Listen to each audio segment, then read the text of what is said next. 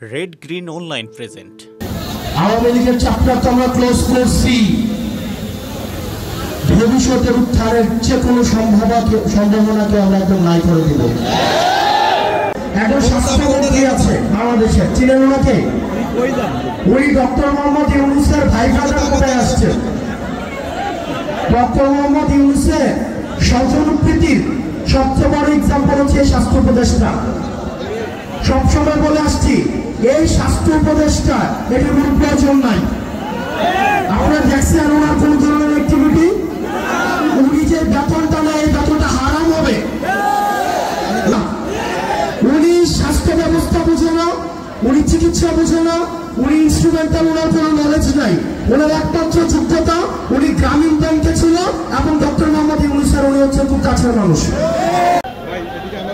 বিশেষ আপনাদের কাছে আহ্বান জানাবো, দলমত নির্বিশেষে আমাদেরকে ফেসিবাদের বিপক্ষে আমাদেরকে অবস্থান নিতে হবে। আপনারা গতকাল দেখছেন লাশের উপর দিয়ে এই আওয়ামী ফেসিবাদ আবার তারা হচ্ছে রাজনীতি করার চেষ্টা করেছে। আমরা ফেসিবাদ বিরোধী রাজনৈতিক দলগুলো সুতা হতো, যারা বাংলাদেশকে ধারণ করে আমরা সুতা হতো। কিন্তু আওয়ামী লীগ যদি ফেরার চেষ্টা করে তাহলে এই সব শক্তিতে পরিণত হয়ে এই আওয়ামী লীগকে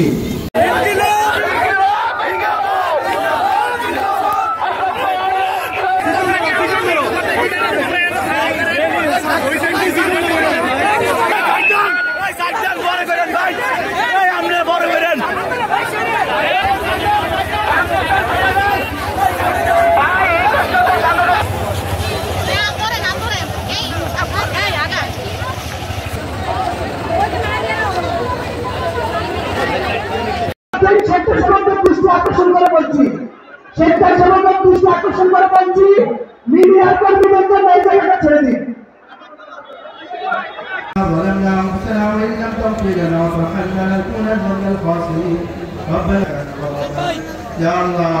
আজকে আমরা মাইলস্টোন কলেজের শহীদদের স্মরণে আল্লাহ মাইলস্টোন কলেজের জীবন দুর্ঘটনায় যারা মারা গেছে তাদেরকে আমি শহীদ হিসেবে। আসসালামু আলাইকুম ওয়া রাহমাতুল্লাহি ওয়া বারাকাতুহু। উত্তরণ করার তৌফিক দান করো। আপনারা সবাই ভালো থাকবেন, সুস্থ থাকবেন। আমাদের সবার জন্য তার মাগফিরাত কামনা করছি। আল্লাহ তাআলা জান্নাত নসিব করুন।